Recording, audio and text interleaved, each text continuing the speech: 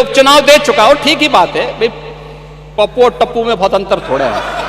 मस्त जोक मारा रे, ये हंस रहे हलकट हंस। नाम का असर होता है, चच्चू ने वैसे थोड़ा नाम रखा है। मजा आया। तो ठीक है, चच्चू भी शांत हैं, लेकिन समय आने पे अपना ओस दिखाएंगे। दोस्तों, संसद में मुख्यमंत्री योगी आदित्यनाथ जी महाकुंभ और मिल्कीपुर उपचुनाव पर खूब खुलकर बोले। अपने भाषण के दौरान उन्होंने विपक्ष के दुष्प्रचार की धज्जियां उड़ाई और राहुल गांधी और अखिलेश यादव के खूब मजे लिए। आज की इस वीडियो में आइए सुनते हैं कि योगी आदित्यनाथ जी राहुल गांधी और अखिलेश यादव पर क्या बोले। आप इसके लिए सदन में मुद्दा उठा सकते हैं, हमें कोई आपत्ति नहीं, हम रोक भी नहीं सकते, लेकिन शब्दों की मर्यादा का ध्यान जरूर रखें जब आप सोशल मीडिया में या मीडिया में कोई वक्तव्य देते हैं।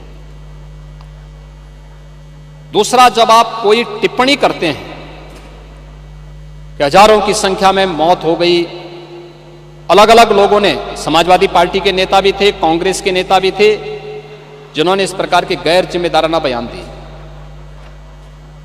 हमें उन तथ्यों को देखना चाहिए जो मैं कह रहा हूं कि डिजिटल कुंभ जिनको आप मृतक बता रहे हैं, जिसमें एक प्रयागराज के महोदय, एक प्रयागराज के ही सज्जन हैं, हम उनका भी दे रहा हूं।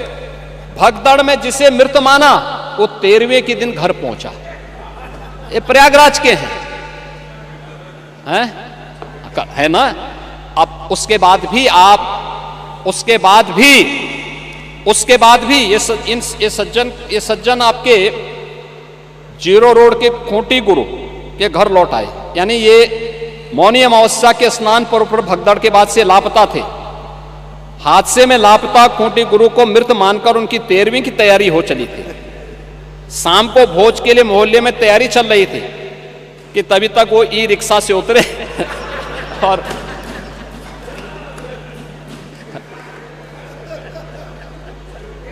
अब बताओ, ये दुष्प्रचार आप ही लोग कर रहे थे।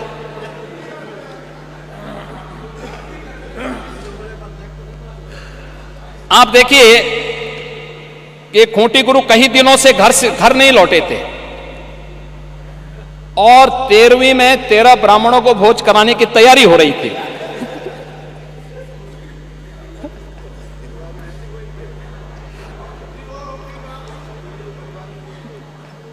खूंटी गुरु ही रिक्शा से उतरे और उनको देखने के लिए पूरा आयोजन ही निरस्त करना पड़ा। फिर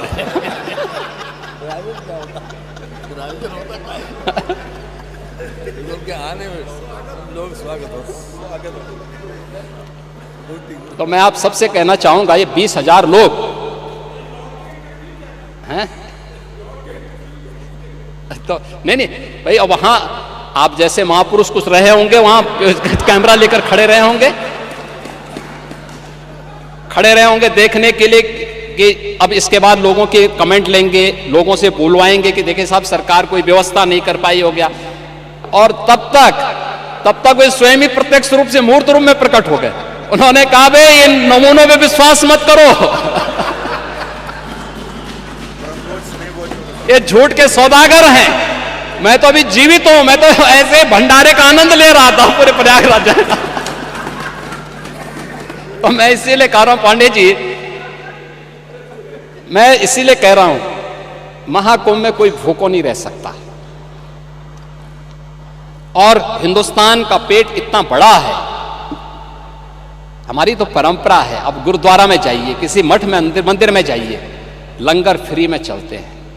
कोई भी आएगा उसकी जाति नहीं पूछी जाती, पंथ नहीं पूछा जाता, क्षेत्र नहीं पूछा जाता, भाषा नहीं पूछा जाता, वो केवल इशारों से कर देगा। लोग सम्मानजनक ढंग से अतिथि मानकर उसका सम्मान करते हैं। ये भारत है, मान पूर्णा की हम पूजा करते हैं। आप क्यों भारत को बदनाम कर रहे हैं? मुझे अफसोस होता है, आप भाजपा से लड़ते भारत से लड़ने लगते हैं। मैं एक वक्तव्य आपका दिखा रहा हूं, आपके समाजवादी पार्टी के अध्यक्ष का वक्तव्य है, और वो वक्तव्य है बहुत दुर्भाग्यपूर्ण वक्तव्य है। ये वक्तव्य है श्री अखिलेश यादव का।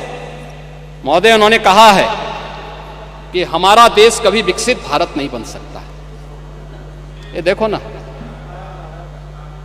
ये क्या है ये? यानी एक राजनीतिक दल अपने देश के प्रति इतनी दुर्भावना रखता है, और इसलिए देश अब इस बात को कहने लग गया है कि अगर श्री राहुल गांधी की उपस्थिति भाजपा की जीत की गारंटी है, तो उत्तर प्रदेश में से अखिलेश यादव की उपस्थिति भाजपा की जीत की निश्चित गारंटी है।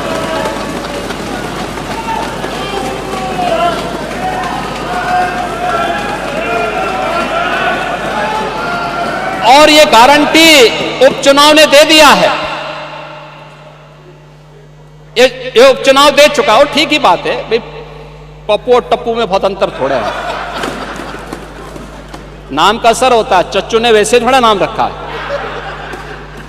और ठीक है चच्चू भी शांत हैं, लेकिन समय आने पे अपना ओस दिखाएंगे। महोदय, मैं विनम्रता से कहूंगा कि महाकुंभ पे राजनीति न करें, अपनी बात को रखें शालीनता के साथ, मर्यादा के साथ।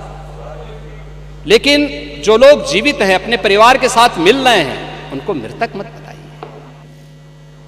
और पांडे जी, आप तो इतने बुजुर्ग हैं, इतने वरिष्ठ हैं। हमारे यहां तीर्थ यात्राएं होती थी, लोग जाते थे, बड़े श्रद्धा के साथ जाते थे। हमारी आस्था है, कैसे आप इसको रोक सकते हैं? लेकिन उनको बदनाम मत करिए, उनकी श्रद्धा के साथ खिलवाड़ मत करिए। मैं तो तेलंगाना का भी उदाहरण आपको दे दिया, उत्तर प्रदेश का मैंने दिया, गोरखपुर का मैंने दिया, प्रयागराज का मैंने दिया। और जो लोग प्रयागराज में भगदड़ के शिकार हुए हैं या फिर विभिन्न रोड एक्सीडेंट के शिकार हुए हैं, सरकार की पूरी संवेदना है, सरकार उनके साथ खड़ी होगी। और इन सभी घटनाओं की जांच करने के लिए इसीलिए सरकार ने एक जुडिशियल कमीशन का गठन भी किया है। जुडिशियल कमीशन अपना काम कर रहा है, तथ्य भी मांगेगा, जानकारी भी मांगेगा, हर एक स्तर की जानकारी लेगा। और मैं इस सदन को इस बात के लिए आश्वस्त करना चाहूंगा, इस बात के लिए आश्वस्त करूंगा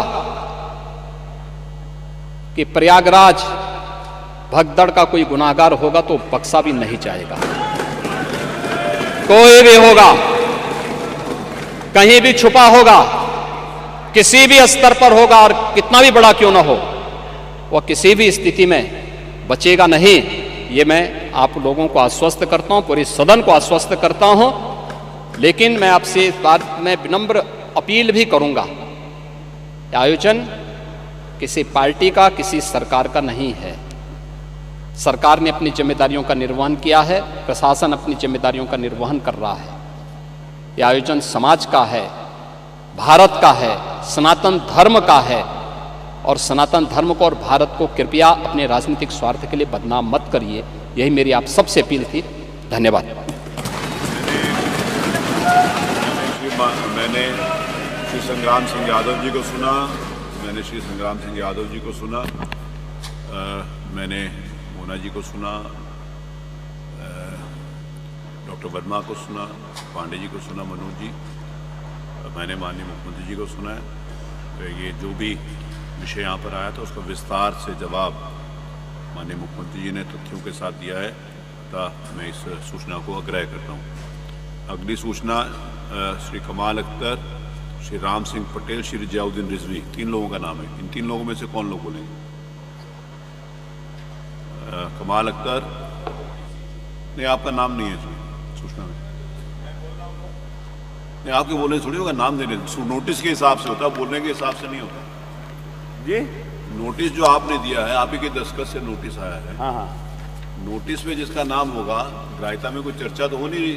नहीं चर्चा नहीं हो रही, तो मैं रख देता हूँ सर उसको। आप रखिए।